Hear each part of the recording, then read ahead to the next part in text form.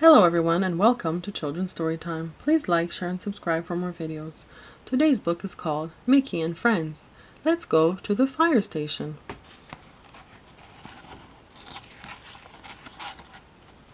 Mickey and the boys were hurrying to the fire station. They had volunteered to turn a classic truck into a parade float for Town Day. "Let's make it look like an elephant," said Huey. "Or a giraffe," said Louie. "Oh boy," laughed Mickey. "Those are great ideas, but it still has to look like a fire engine." "I wonder what Uncle Donald's float will look like," Louie mused. "He says it's top secret." "We'll find out at the parade," said Mickey, "but our float is going to be fantastic." Goofy was sliding down the fireman's pole when Mickey and the boys arrived at the station. "Gosh, you're here early!" He grinned as he hit the floor with a bump.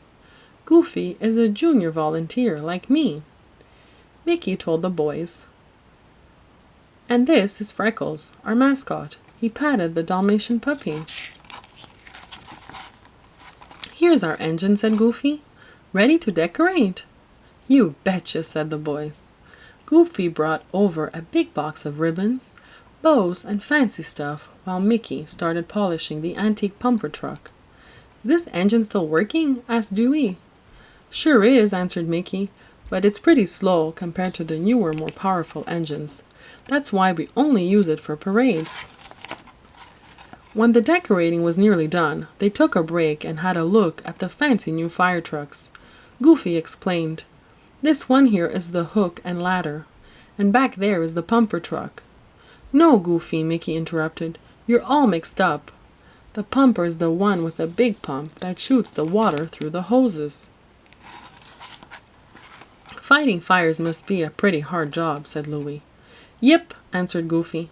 "Remember that fire at the hotel? We rescued at least 20 people, and I saved Mrs. Porter's parakeet." "Didn't the firefighters rescue the parakeet, Goofy?" asked Mickey. "It seems to me they just asked you to hold the cage." "Sure, but I was the one who found Mrs. Porter and returned the bird. She said I was a hero." "Then there was the night the campground nearly burned down," Goofy remembered. "Really?" The boys wanted to know all about it. "Oh yes. Some campers didn't put out their fire properly, and it almost burned out the whole park. I had to be very brave, rushing into the flames to save the forest."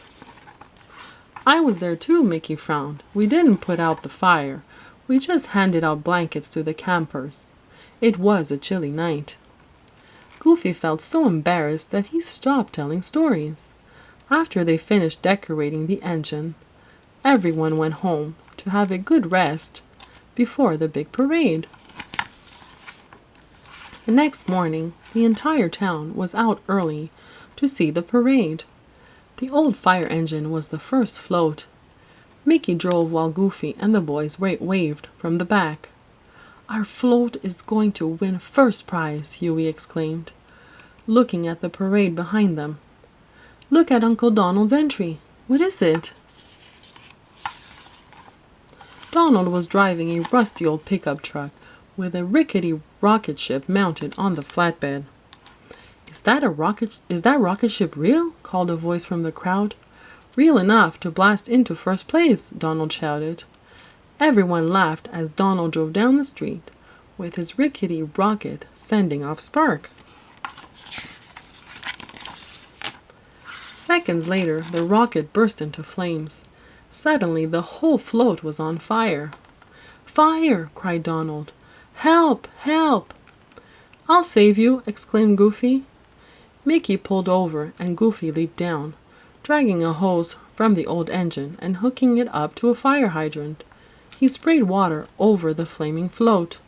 Soon the fire was out.